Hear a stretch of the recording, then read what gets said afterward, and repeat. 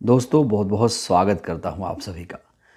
BSP chief Mayawati ji के परिवार में खुशखबरी है। पूरे परिवार में इस समय खुशी की लहर देखी जा रही है। खबर ही कुछ ऐसी है और ये खबर इतनी ज़्यादा इम्पॉर्टेंट है, ये खबर इतनी ज़्यादा बड़ी है कि ये खुशखबरी खुद बीएसपी चीफ ने देशवासियों को सुनाई। क्योंकि मायावती जी के भतीजे आकाश आनंद के घर एक नन्ही परी आई है। बीएसपी के राष्ट्रीय संयोजक और मायावती जी के भतीजे आकाश आनंद के घर बेटी के रूप में एक नई सदस्य का जन्म हुआ है।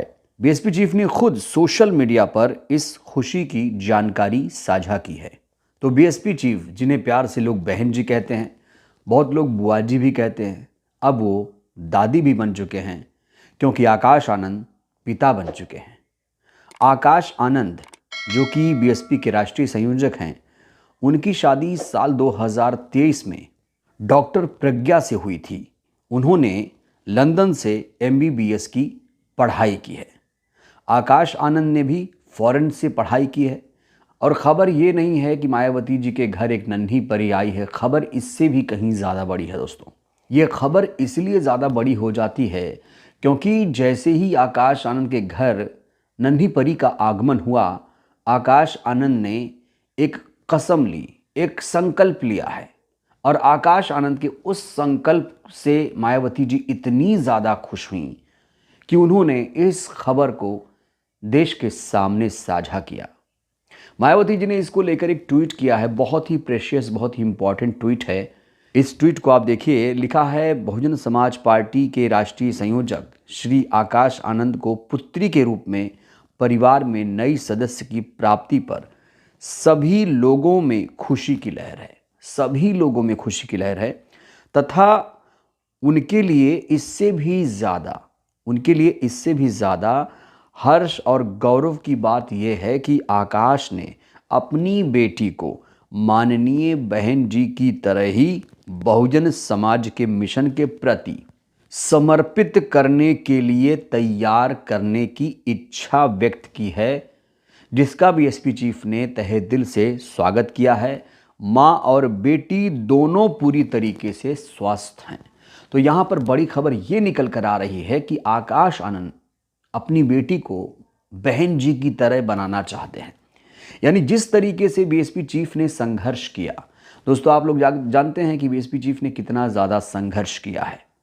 मानवर कांशीराम जी के साथ कंधे से कंधा मिलाकर काम किया। जब बीएसपी का गठन नहीं हुआ था, तब से वो लगातार मानवर जी के साथ संघर्ष कर रही थी। वाम सेव DS4 के गठन के समय से ही वो मानवर जी के साथ जुड़ गई थी। उसके बाद 1984 में बीएसपी का गठन होता है और आप देख रहे हैं बीएसपी आज कहाँ है। हालांकि अभी आप देखेंगे बीएसपी का जो ग्राफ है वो गिरा हुआ नजर आएगा आपको, लेकिन पार्टी को मजबूत करने की लगातार कोशिशें भी की जा रही हैं। तो मायावती जी ने जिस तरीके से संघर्ष किया, उन्हें आयरन लेडी भी कहा जाता है। बहुत सारी महिलाएं उनसे प्रेरणा लेती हैं। तो यहाँ पर आकाश आनंद ने अपनी बेटी को बहन जी की तरह बनाने का संकल्प लिया है, जिससे बहुत ज़्यादा खुश हो गई हैं बीएसपी चीफ।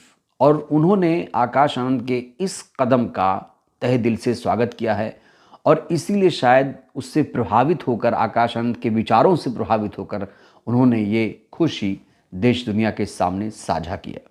दोस्तों आपको बता दें, आकाश आनंद अभी युवा नेता हैं। अभी वो बसपा के राष्ट्रीय संयोजक हैं।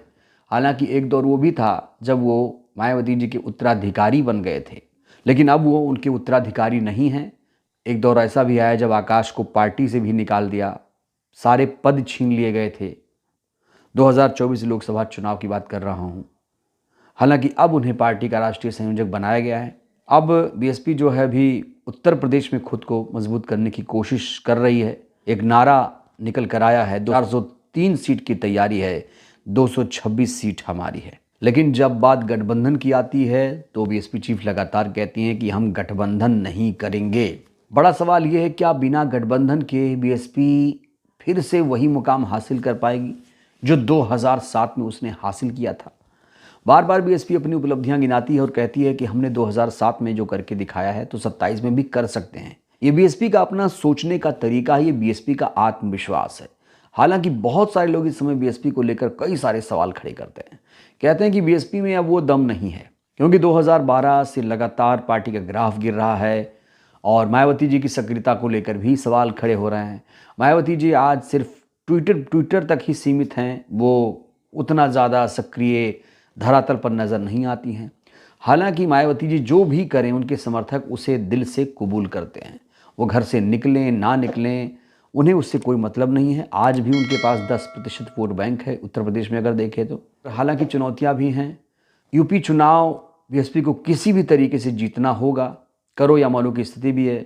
बीएसपी अभी राष्ट्रीय पार्टी है। कहा जा रहा है कि अगर आने वाले चुनाव में अच्छा प्रदर्शन नहीं हुआ तो राष्ट्रीय पार्टी का दर्जा भी बसपा खो सकती है। और राष्ट्रीय पार्टी का दर्जा खो देगी तो फिर हाथी निशान का क्या होगा, इसको लेकर भी सवाल खड़े हो रहे हैं। इसीलिए जब करो मरो की स्थिति आ गई है बसपा के साथ, इसीलिए बसपा चीफ ने अब साफ तौर से कह दिया है कि हमें किसी भी तरीके से उत्तर प्रदेश में सत्ता हासिल करनी है, किसी भी तरीके से। फिर घूम फिर के सवाल वही आ जाता है, क्या बीएसपी गठबंधन करेगी या फिर अकेले चुनाव लड़ेगी, अकेले वो 2007 की जीत दोहरा पाएगी? ये बहुत बड़ा सवाल है। और आकाश आनंद का क्या होगा? क्या आकाश आनंद को उत्तर प्रदेश में मजबूती के साथ उतारा जाएगा, लॉन्च किया जाएगा फिर से? क्योंकि अभी आकाश आनंद की सक्रियता उतनी ज़्यादा नहीं है। बिहार चुनाव के बाद आकाश आनंद कहीं भी नज़र नहीं आ रहे हैं। हालांकि अब उनका परिवार बड़ा हो रहा है। अब परिवार देखेंगे या फिर बहुजन समाज के पूरे परिवार को देखेंगे, ये भी अपने आप में बड़ा सवाल है। बहरहाल बीएसपी में इस समय खुशी की लहर है, खुशी का मौका है तो खुशी की लहर है। लेकिन आने वाली जो चुनौतियां हैं उसे भी देखना पड़ेगा। लेकिन पार्टी के सामने जो चुनौतियां हैं उसे भी देखना पड़ेगा। उन चुनौतियों से ये पार्टी कैसे निपटेगी, ये भी अपने आप में बड़ा सवाल है। तो आकाश आनंद के घर जो ये नन्ही परी आई है, इस खबर को लेकर आप लोग क्या सोचते हैं? कैसे बधाई देंगे? आकाश आनंद पिता बने हैं, उन्हें कैसे बधाई देंगे? मायावती जी दादी बन चुकी हैं। इस खबर को लेकर आप लोग क्या सोचते हैं? आप लोग भी अपने अंदाज में बधाई दे सकते हैं। राय दीजिएगा। धन्यवाद।